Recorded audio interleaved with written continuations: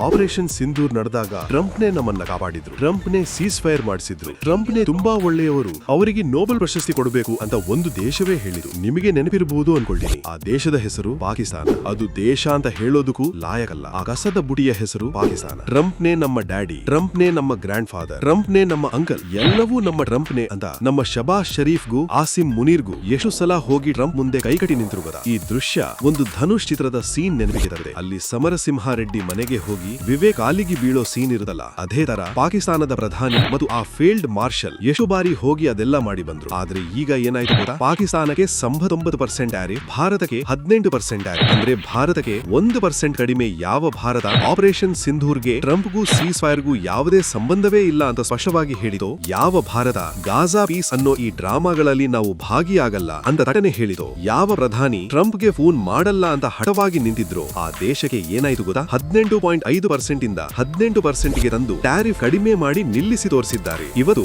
ಜಗತ್ತಿನ ರಾಷ್ಟ್ರಗಳಲ್ಲಿ ಭಾರತವನ್ನು ದಾಟಿಕೊಂಡು ಹೋಗೋದು ಅಷ್ಟು ಸುಲಭ ಅಲ್ಲ ಅನ್ನೋದನ್ನ ಮತ್ತೊಮ್ಮೆ ಸಾಬೀತು ಮಾಡಿದ್ದಾರೆ. ಯಾಕಂದ್ರೆ ನಾವು ನೋಡ್ಲೇಬೇಕು. ಎಲಾನ್ ಮಸ್ಕ್ ಒಂದು ಟ್ವೀಟ್ ಹಾಕಿದ್ದಾರೆ. ಅದರಲ್ಲೇನೋ ಅಂದ್ರೆ, ವಿಶ್ವ ಅಂಕಿಅಂಶಗಳ ಪ್ರಕಾರ ಇವತ್ತು ಚೀನಾ 27%, ಭಾರತ 16%. ನನಗೆ ನೆನಪಿರುವಷ್ಟು ಜಗತ್ತಿನ ಜಿಡಿಪಿಯಲ್ಲಿ ಪಾಲು. ಅಂದ್ರೆ ಇವತ್ತು ಭಾರತವನ್ನು ಅಲಕ್ಷ್ಯ ಮಾಡೋದು, ಬೈಪಾಸ್ ಮಾಡೋದು ಯಾರಿಗೂ ಸಾಧ್ಯವೇ ಇಲ್ಲ.